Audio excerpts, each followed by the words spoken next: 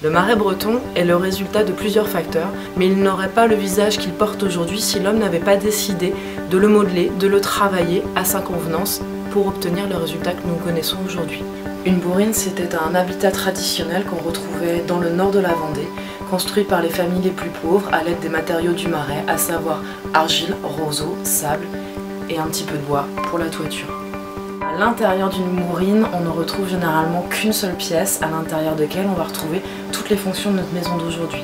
Dans cette seule et unique pièce va vivre la famille et la pièce est organisée d'une manière assez logique puisque on va retrouver d'un côté la cheminée et au fur et à mesure où on avance dans la pièce, les meubles n'ont plus besoin d'être éclairés et chauffés. C'est pour ça qu'en fond de pièce, on va retrouver le front d'armoire qui permettra de créer une séparation si on a besoin.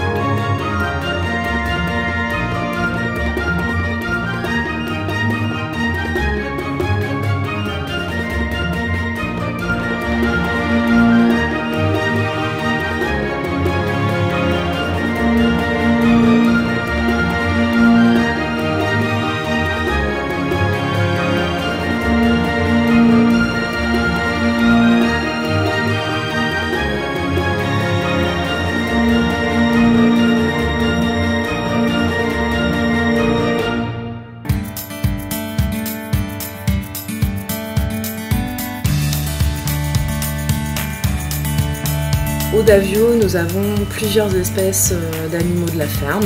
On va retrouver de la poule noire de Châlons, du canard de Châlons. Nous avons également Épinette qui est une truite Bayeux, 2 ânesses du Poitou,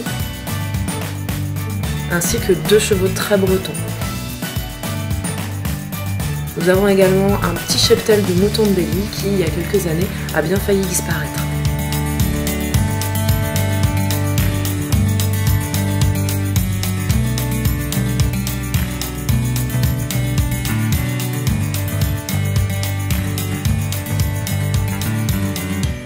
Au début du XXe siècle, le paysage du marais tel qu'on peut le voir autour du Davio a été peint par Charles-Émile Sandeau. Vous pourrez retrouver une partie de son œuvre au musée qui lui est dédié à Soulan.